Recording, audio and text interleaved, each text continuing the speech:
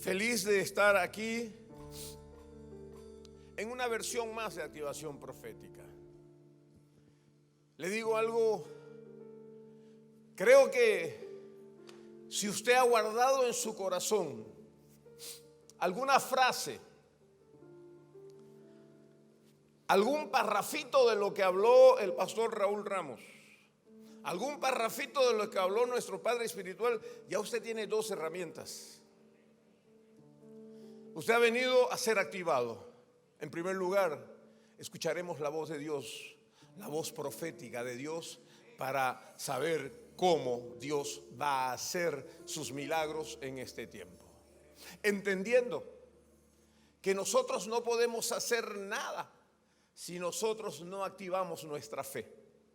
Si nosotros no tenemos cabida en nuestra mente para poder ver la manifestación del Dios viviente en nuestros corazones.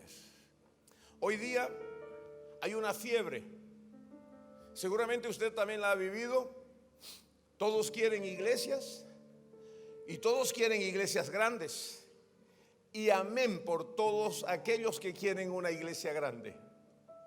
Pero para poder tener la iglesia grande debo escuchar la voz de Dios, debo activar lo sobrenatural de Dios, y yo le voy a dar un punto más. Debemos entender el poder de su sangre.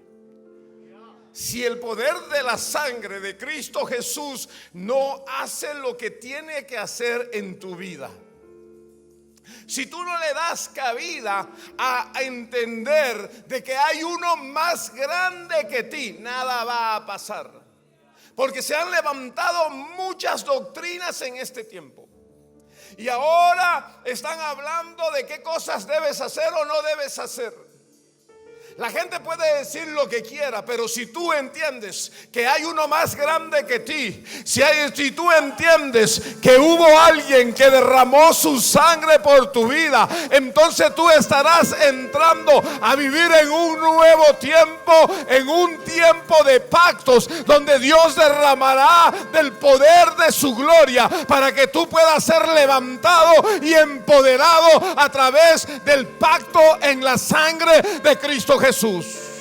Hoy es el tiempo para que tú, amada iglesia, puedas entender que Dios quiere hacer algo grandioso en medio de nosotros, para que tú y yo podamos entender que para Dios no hay nada difícil, para que tú y yo podamos saber que en Dios lo imposible es posible, pero desde el punto de vista de la realidad, que Dios hace algo, que Dios hará temblar la tierra, que algo va a suceder en medio de nosotros, y esto es la manifestación del Dios vivo.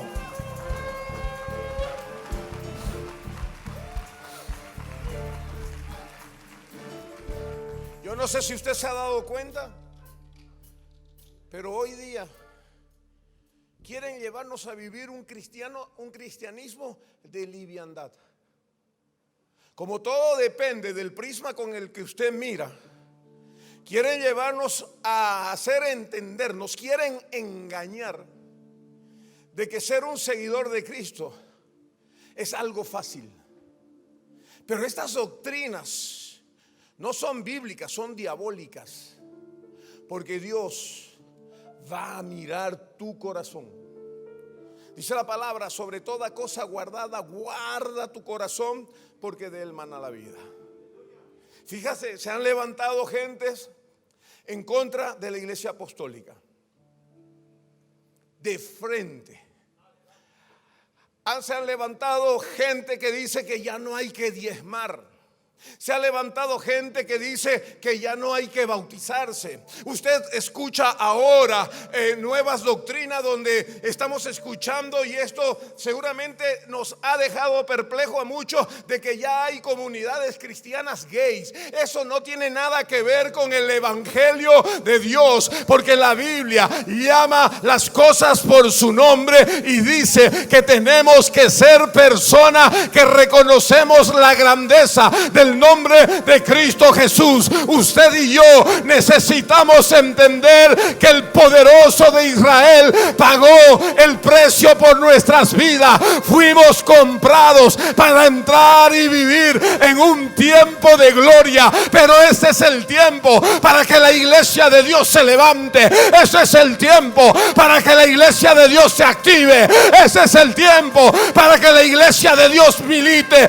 Este es el tiempo para que la iglesia de Dios levante vallados a favor de la humanidad. Hoy es el día donde la iglesia es empoderada a través de las armas que Dios ha traído para nosotros en este tiempo. Aleluya. Al enemigo él hollará. Pero ¿sabe qué? Necesitamos ser radicales. Ningún mediatinta va a mostrar la gloria de Dios. Ninguno que esté ahí en la mitad de la tabla mostrará el poder sobrenatural de Dios. Dios está llamando a su iglesia para que pueda ser empoderada y pueda ir hacia adelante. El libro de Ruth dice en el capítulo 1, versículo 16. Respondió Ruth: no me ruegues que te deje y me aparte de ti, porque a donde quiera que tú fueres, iré yo, y donde quiera que vivieres, viviré.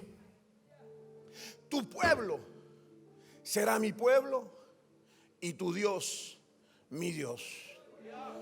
¿Quién estaba diciendo esta palabra? Una mujer moabita, una mujer que se había casado con uno de los hijos del pueblo de Dios. Su suegra se llamaba Noemí, su esposo se llamaba Elimelech. Ella tuvo 2 hijos con Elimelech. Noemí tuvo 2 hijos con Elimelech, Malión y Kelión. Y estos tomaron mujeres moabitas. Una de ellas se llamaba Orfa, la otra se llamaba Ruth. Dice la palabra que murió Elimelech y murieron los hijos. Y habían vivido como 10 años en las tierras de Moab. Pero llegó el tiempo de pegar la vuelta. Y Noemí dijo: volveré a mi tierra. Y cuando ella estaba volviendo, dice la palabra, que sus 2 nueras se pegaron a ella. Y ella les dijo que la dejen, porque no tenían oportunidad con ellas de levantar una generación más para Noemí, para el esposo de Noemí. Entonces Orfa pegó la vuelta, pero Ruth fue determinada. Lo que nosotros como iglesia debemos hacer es ser determinados. Habrán ofertas, habrán situaciones que nosotros quizás no entendemos. Hoy día vivimos en tiempos donde los entendemos difíciles, en el aspecto de que para la gente es muy fácil cambiar de parecer de un momento a otro. En otras palabras, en este mundo posmoderno es difícil encontrar personas de pacto. Es difícil encontrar personas que hagan valer su palabra. Hoy necesitamos ser determinados y no vivir de acuerdo a lo que vive el mundo, sino de acuerdo a lo que dice la palabra de Dios. Hoy se está llamando bueno a lo malo. El apóstol Raúl decía que está la ley moral que muestra el Antiguo Testamento. Y es verdad. Y yo siempre he dicho para mis adentros que antes de ser espiritual debo ser una persona moral. Porque cuando Dios estableció una nación, dio las leyes naturales que regirían esta nación. Él instituyó la constitución para su pueblo. Y esos mandamientos son los que rigen nuestra vida hoy. Usted, para poder ver la manifestación de Dios, usted tiene que fluir, usted tiene que hacer muchas cosas, pero para poder mostrar su moralidad, usted solamente tiene que ser recto y fiel delante de Dios.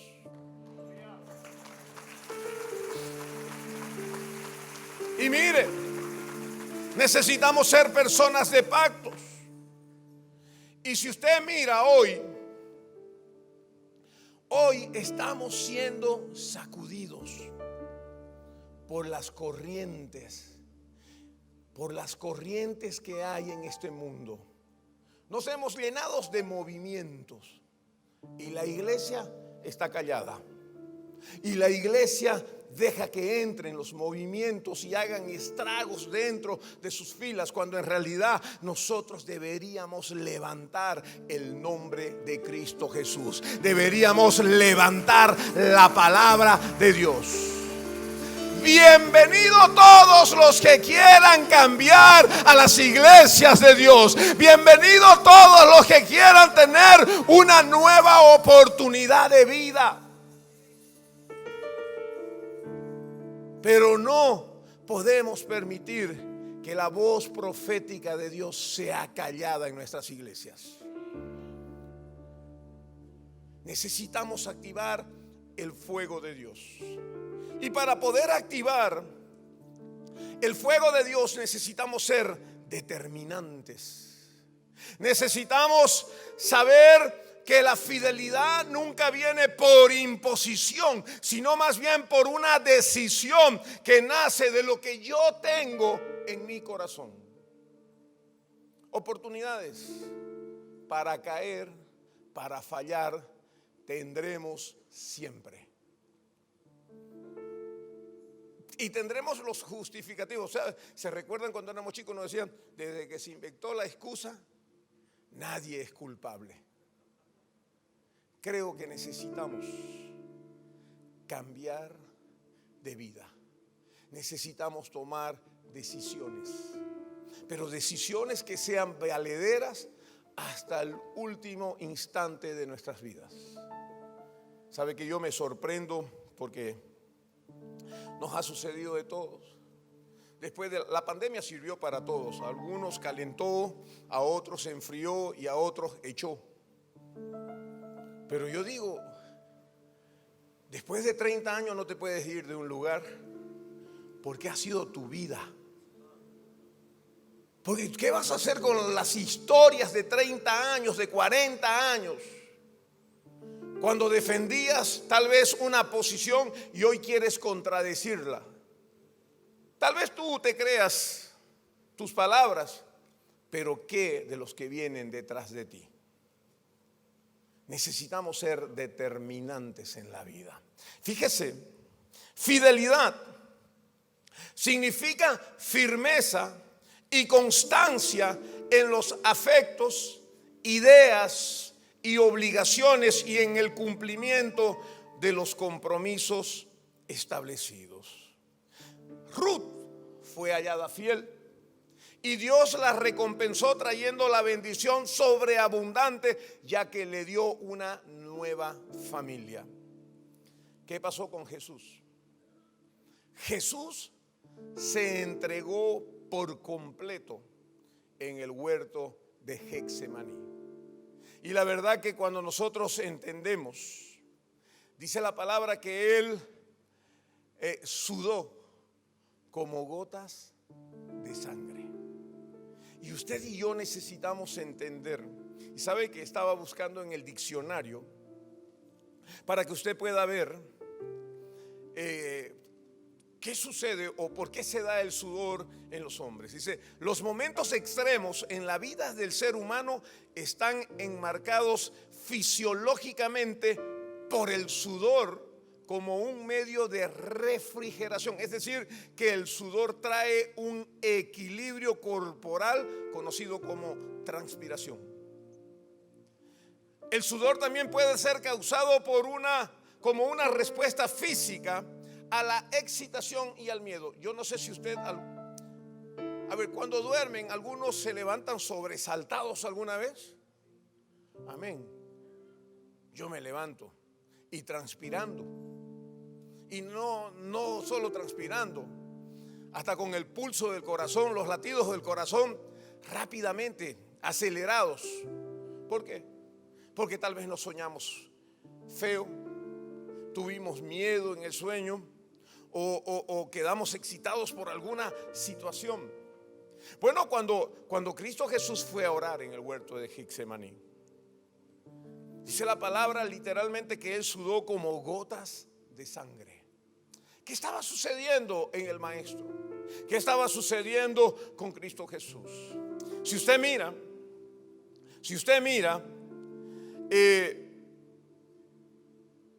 la primera vez que Jesús derramó gotas de sangre fue en Getsemaní. Y ellos venían de haber celebrado la cena de la comunión, la última cena. Seguramente aquella noche fue una noche de sentimientos encontrados en Cristo Jesús. Habían hecho todos los preparativos para celebrar las Pascuas, pero el Mesías sabía lo que estaba a punto de suceder. Hacía 4 días había entrado montado en un pollino y la gente le tiraba palmas y le decía: Hosana al que viene en el nombre del Señor. El Mesías sabía que el tiempo del cumplimiento había llegado y él tenía que instituir muchas cosas, y aquella noche había instituido la cena de la comunión. Y después de haber cenado, se fue con los discípulos a orar. Y él fue a Getsemaní, dice la palabra. Y fue con unos cuantos. Y cuando él iba a irse, porque él necesitaba su intimidad, la Biblia dice que él necesitaba de su intimidad, y él dejó a los discípulos en un lugar y se fue más allácito. Dice la palabra como tiro de piedra de hombre. Y él se fue a orar.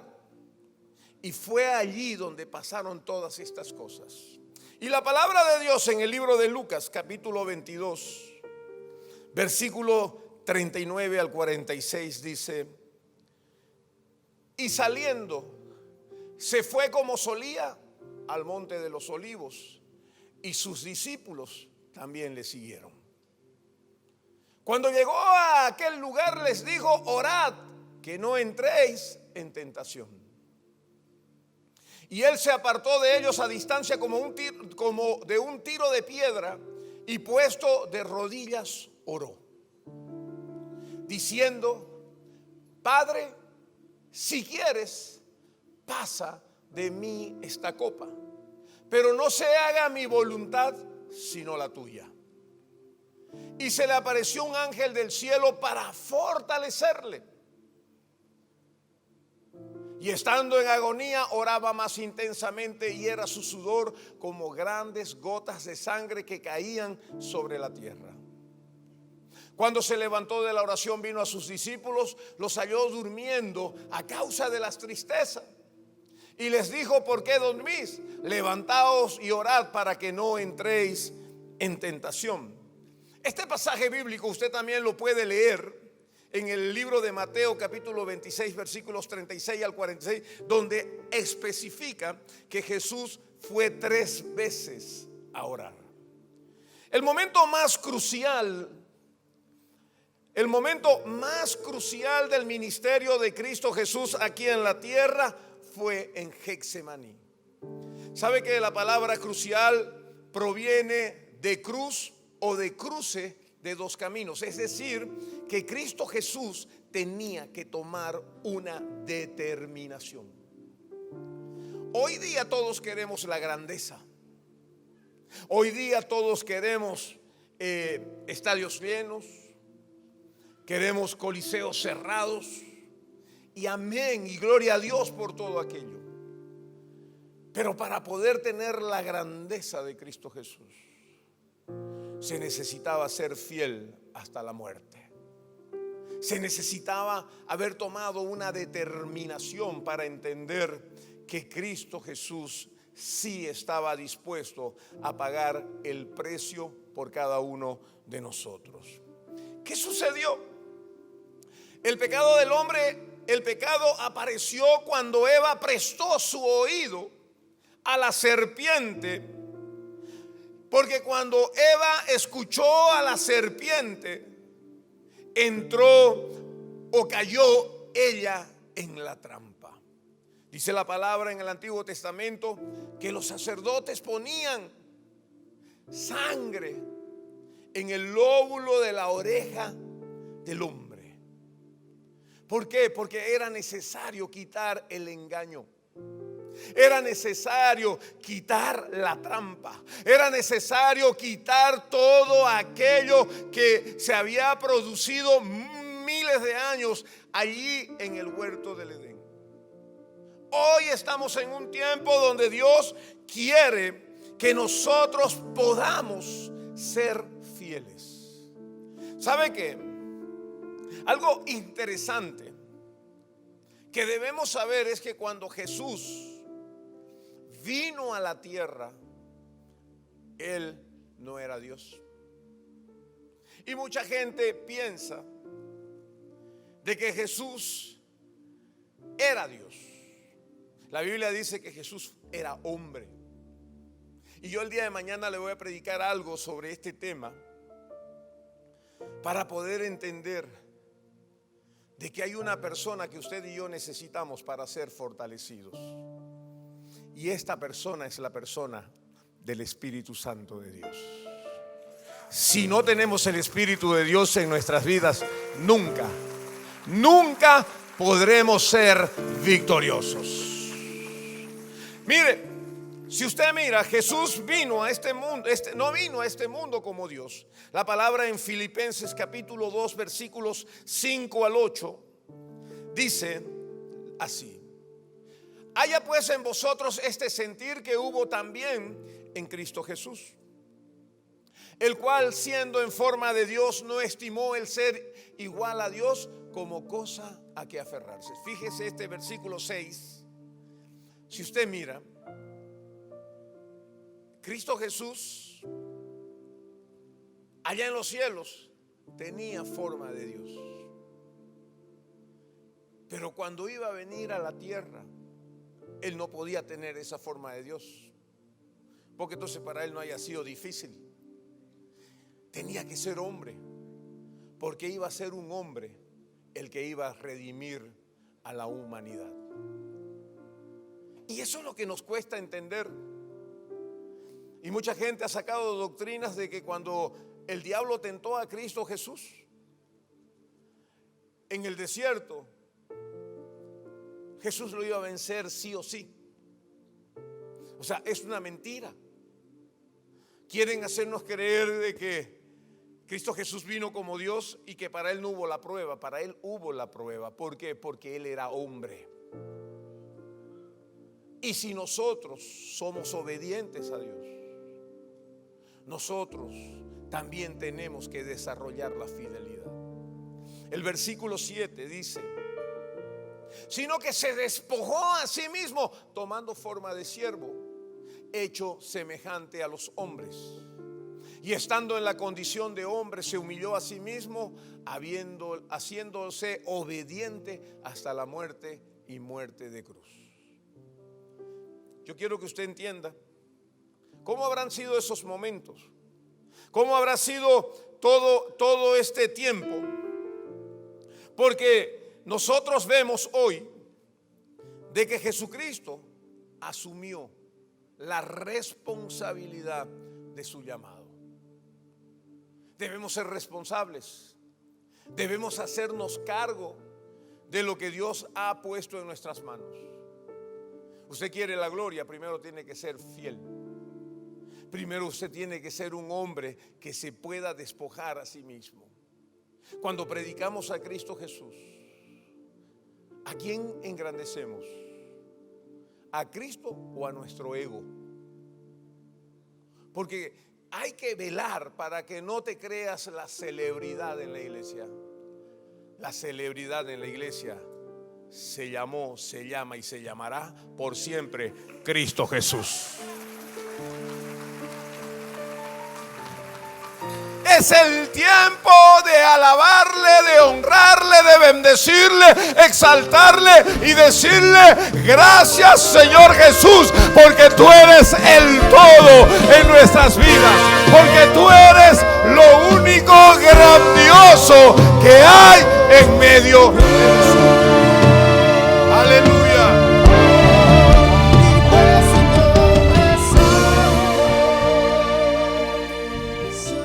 Fíjese, en Getsemaní fue donde se le abrieron los ojos a Cristo Jesús para poder percibir la agonía que se venía sobre su vida. A mí me han encantado desde siempre las fiestas de la Semana Santa. Y yo no sé si a usted le encantaban. Me recuerdo siempre que en la Semana Santa, cuando mis padres eran católicos, ahí en mi casa era una estación de Vía Crucis. Ahí había la estación, ahí adornaban y todo. Yo me subía a la barda y miraba desde arriba lo que sucedía cuando pasaba el sacerdote. Creo que lo que nos está faltando a nosotros es poder entender que Cristo Jesús es nuestro sumo sacerdote, que fue tentado en todo, pero sin pecado. Dice la palabra que tenemos un sumo sacerdote que se puede compadecer de nosotros porque ha sido tentado en todo. Dice la palabra que traspasó los cielos, se despojó de sus fueros, de sus privilegios y tomó forma de siervo. Hoy día nosotros necesitamos entender que Cristo Jesús literalmente estaba orando y diciendo: Padre, si es posible, pasa de mí esta copa sin que yo la beba. Es un grito. ¿Quiénes han estado en pruebas? ¿Quiénes han estado en dificultades? ¿Sabe que yo me pongo a pensar en la escritura? Jesús sabía todo lo que se venía sobre él y sin embargo los estaba exhortando y los estaba animando a los discípulos para que ellos oren y no entren en tentación. ¿Cuál tentación? La tentación de dejar de pensar que Dios Padre es el que te puede bendecir. La tentación de dejar de creer que es Dios el que puede abrir la puerta. La tentación de dejar de pensar que Dios puede hacer algo sobrenatural, aun cuando el diagnóstico ha sido dado y es totalmente contrario sobre lo que nosotros estamos esperando. Dios está queriendo hombres fieles. Aleluya.